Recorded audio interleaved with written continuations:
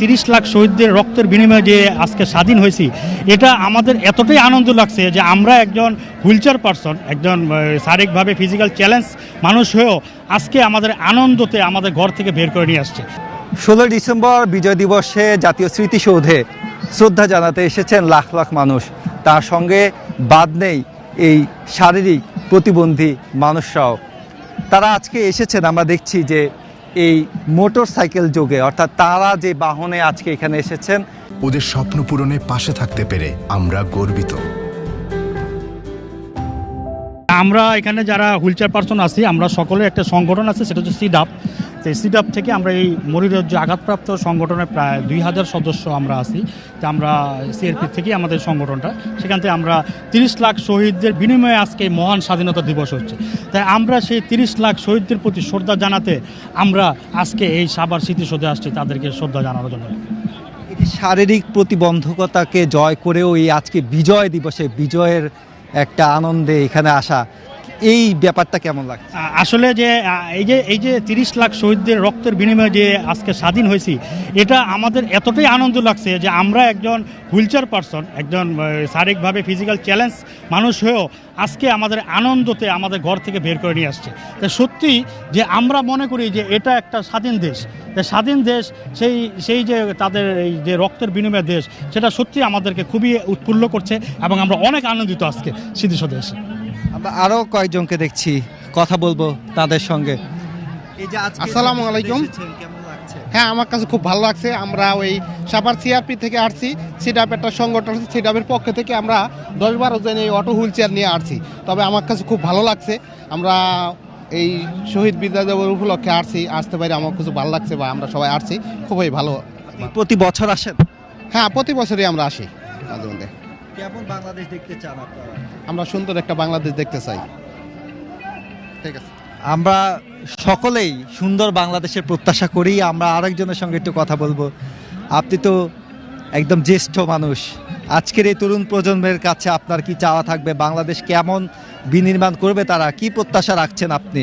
এই শারীরিক প্রতিবন্ধকতা নিয়েও জয় করে আজকে এখানে এসেছেন। তরুণ প্রজন্মের কাছে আমাদের এই প্রত্যাশা যেন তারা দেশকে আগায় নেবে এবং তাদের মনোবল শক্ত থাকবে এবং সাহসিকতার সহিত তারা আগাবে, তারা পিছের দিকে তাকাবে না এবং তারা দেশকে জয় করবে এবং দেশের মেরুদণ্ড হিসাবে কাজ করবে। যেমনটি তিনি বলছেন, আমরা আরেকজনের কাছে যাব। তিনিও আজকে হুইল চেয়ার নিয়ে এই স্মৃতিসৌধে শ্রদ্ধা নিবেদনের জন্য এসেছেন। আপনার কাছে জানতে চাইব যে এই যে কোনো প্রতিবন্ধকতায় কি আসলে কোনো বাধা হতে পারে, কি মনে হয়? না, আশা করি আমরা যদি সব জায়গায় সব সিস্টেমে থাকে, আমাদের কাছে কোনো বাধা নাই। যেমন আমরা সাভার সিআরপি হাসপাতাল থেকে এখানে প্রতি বছরই আসি, এমনিও আসি। এই মোটরওয়ালা হুইলচেয়ারটা হওয়াতে আমরা সবাই প্রতিবন্ধীরা সবার সাথে অংশগ্রহণ করতে পারি এবং কি সব জায়গায় যেতে পারি, সব জায়গা থেকে আমরা সব কিছু উপভোগ করতে পারি। আজকাল মূলত হইলো এই গাড়িগুলা, মোটরওয়ালা গাড়িগুলার কারণে আমরা সব জায়গায় অ্যাটেন্ড করতে পারি। এই বিজয় দিবসে যারা আসলে এই ফিজিক্যালি চ্যালেঞ্জড, তাদের জন্য সরকার কি করণীয় আছে বা দেশের মানুষ তাদেরকে কি চোখে দেখা উচিত বলে আপনি মনে করছেন? আমি মনে করি সবাই আমরা একসাথে মিলেমিশে থাকতে চাই, সবার যাতে আমাদের প্রতিবন্ধীদেরকে যাতে সমান অধিকার দেওয়া হয়। কারণ আমরা তো আর ধরেন 5 তলায় উঠতে পারবো না, ওইখানে 5 তলা বিল্ডিং একটা র্যাম্প থাকলে আমরা অংশগ্রহণ করতে পারবো। যেমন সেনা কমপ্লেক্সে র্যাম আছে, সব জায়গায় যাওয়া যাচ্ছে। আমাদের সিআরপিতে সব জায়গায় র্যাম আছে, আমরা সিআরপিতে চাকরি করি, আমাদের ওই পজিশন আছে। সরকার একটু দৃষ্টি দিলে, যেমন বাস গাড়ি আছে, প্রত্যেকটা বাসে যদি প্রতিবন্ধী ওঠার মতো একটা সিস্টেম থাকে, একটা র্যাম থাকে, যেমন বিল্ডিংয়ে ওঠার জন্য একটা র্যাম থাকে, তাহলে আমরা সব জায়গায় অংশগ্রহণ। যেমন স্মৃতিসৌধে আসছি, স্মৃতিসৌধে র্যাম আছে বললে আমরা ওই একবার বটার মধ্যে যেতে পারছি।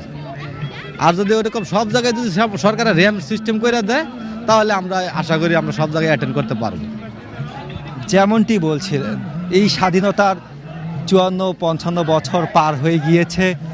যে সাম্য এবং মানবিক মর্যাদার কথা সংবিধানে আছে, সেই সাম্য এবং মানবিক মর্যাদা ফিরে আসবে সকল মানুষের কাছে, সকল মানুষের মর্যাদা স্থাপনের জন্য কাজ করবে এই রাষ্ট্র, এই সরকার, এই দেশের মানুষ।